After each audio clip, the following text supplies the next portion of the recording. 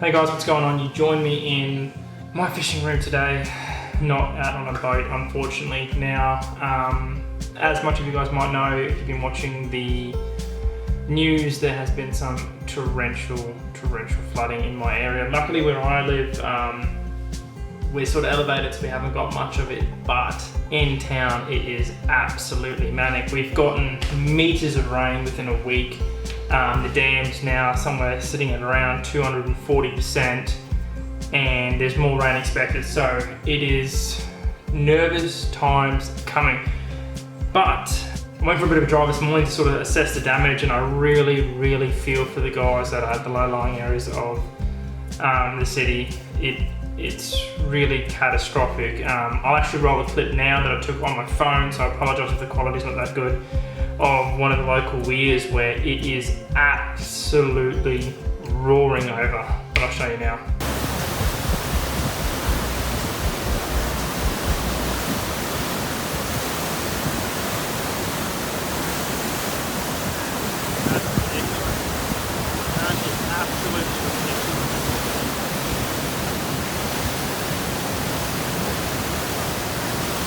Alright, anyway, like I said, this video is a Q&A. I put out on my Instagram yesterday to ask you guys if you had any questions for me that I could answer in this video.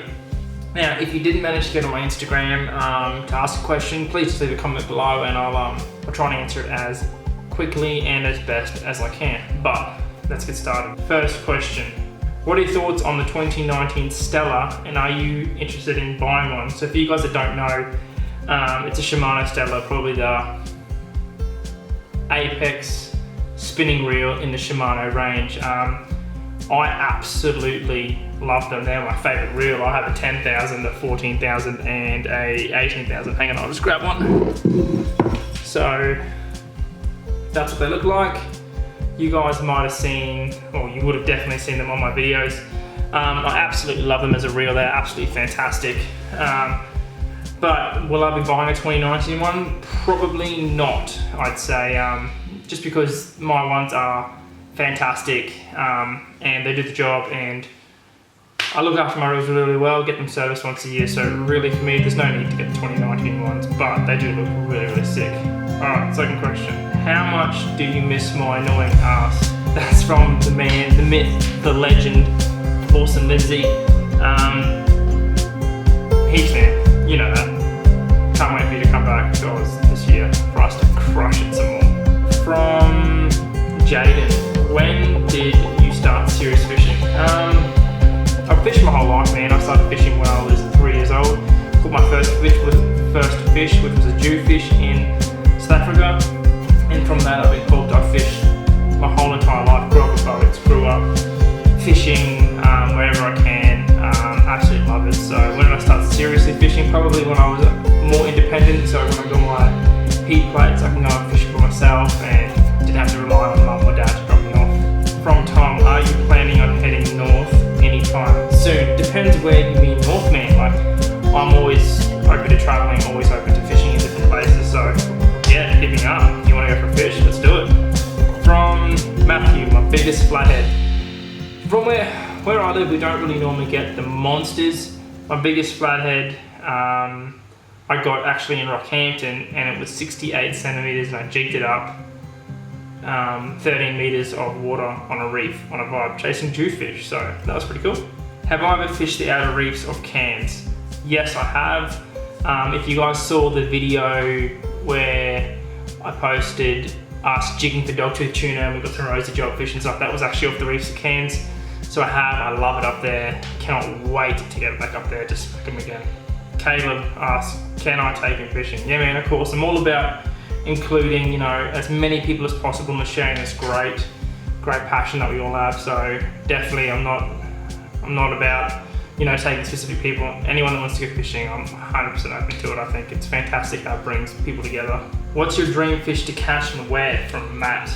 My dream fish to catch would be probably a 60 kilo GT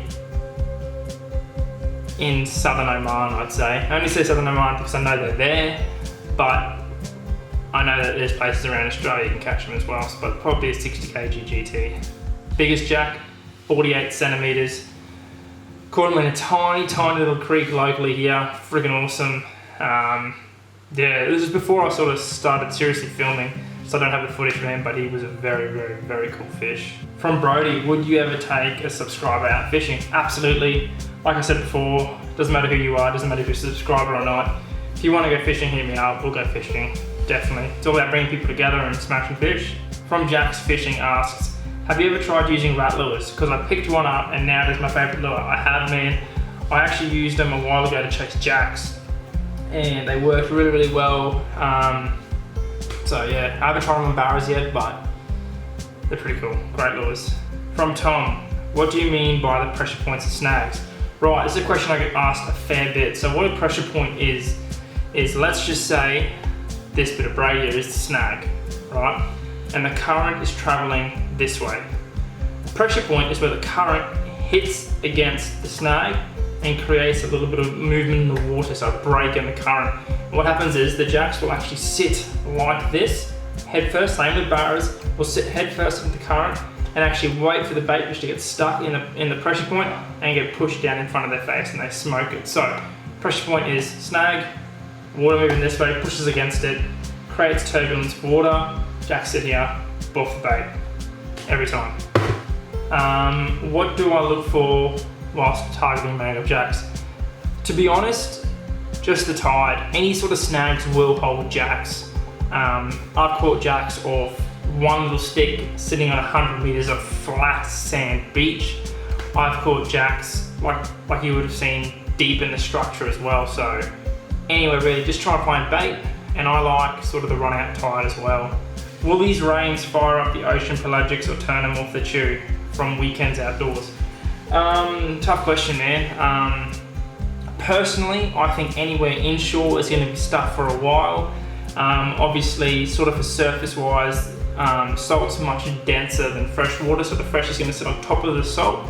So what that means is a lot of the times the pelagics aren't going to really like that and come through the salt, so come through the fresh. So personally, I probably wouldn't be hitting anywhere inshore for pelagics for a while, unless it's sort of a big run-in tide where the salt will push the fresh back towards the shore and allows them to come and feed off the surface. But that's not to say they're not going to be there. That's just my assumption. Whether it's right or wrong, I don't know, but it's only one way to try is to get out there and have a crack. Alex Grosvenor asks, come snapper fishing in New South Wales. I will one day, man. Like I said, I'm planning to do a fair bit of travelling. I want to travel, so driving down there with the boat is something I definitely want to do.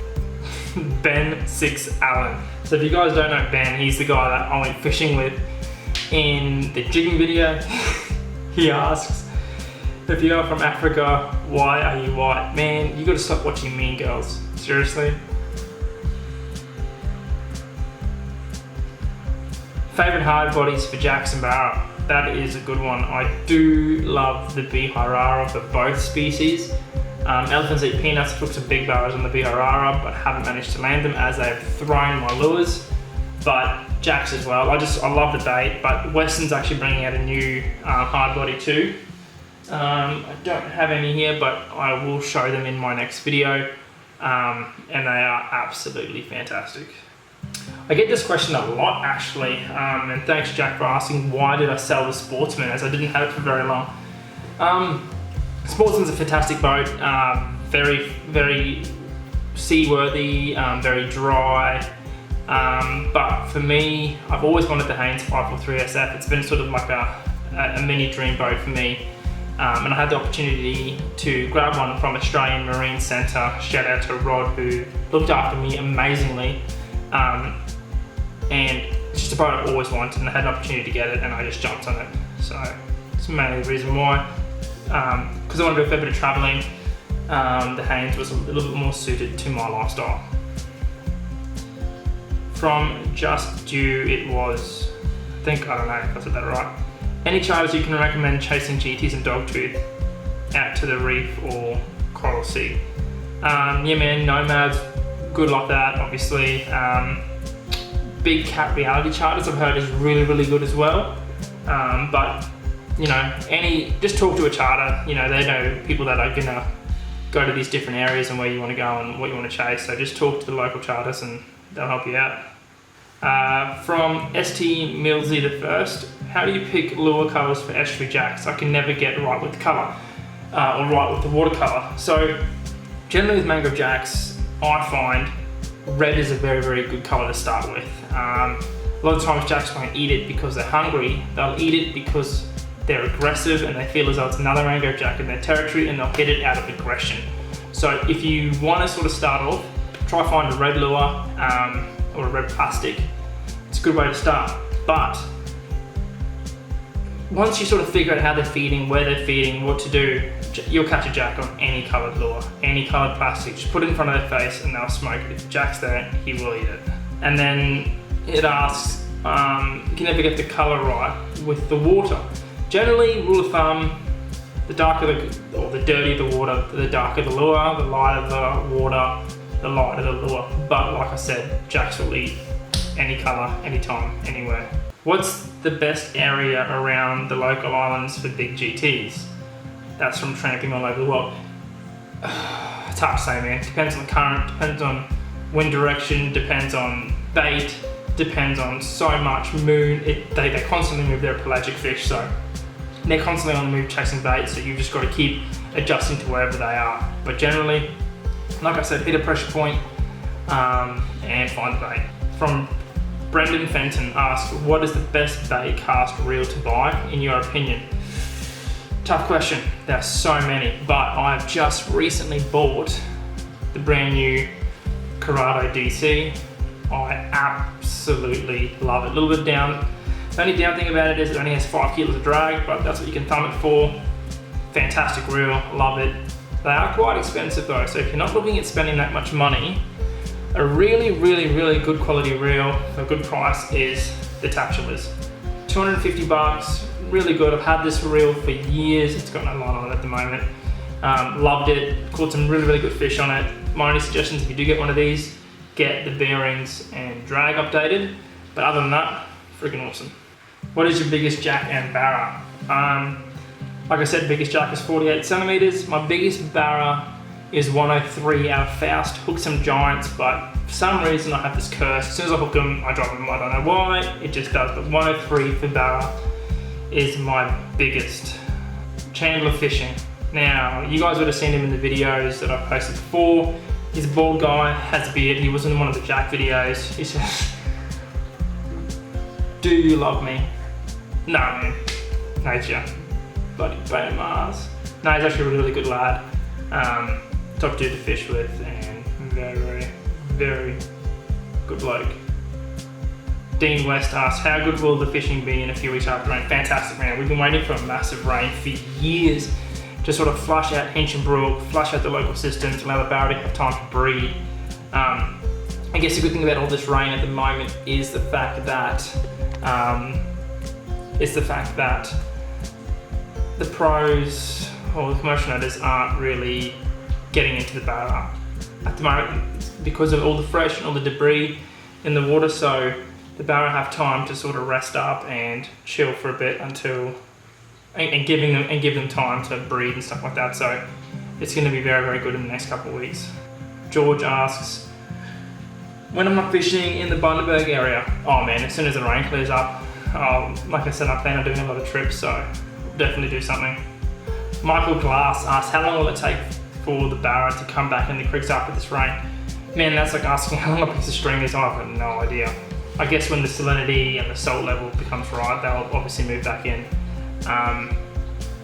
Right now, I think they're just trying to get out of the current and stay deep or stay high or wherever the current's not. That's what I feel they are. And last question, what's your occupation? How do you afford all the toys? I get this question a lot actually. Honestly, I'm a transition pathways officer, so what that means is I work with kids that are at risk of disengaging or have disengaged and try and re-engage them back into some sort of education or work or training to keep them from sort of falling off the ladder, so to speak. I love what I do, love my job. I'm very passionate about helping people. I feel like you know, we all live once, so why not do as much as you can and help out as much as you can when you can. So yeah, I'm a transition pathways officer. How do I afford all my toys? I say I'm such a tight ass, like you've got no idea. I pretty much work and sleep and save, that's it. Unfortunately, my fiance Robin is very good at saving as well, so we're very, very tight with our money. I mean, we're getting married this year, so that's another thing why we're super tight. So, and we want to obviously buy property in the next few years, but I just am very cautious with what I spend my money on, and I always think to myself, do I need it? Don't I? Can I live without it? But yeah, so that's it guys, something a little bit different. With this weather, I don't really know when I'll be able to get back out in the boat. It's just a bit tough at the moment, but I'll try and keep putting out videos, keep putting out content the best way I can. But for now, thanks again for watching. Please subscribe, please like, all that good stuff, and I'll see you guys in the next video.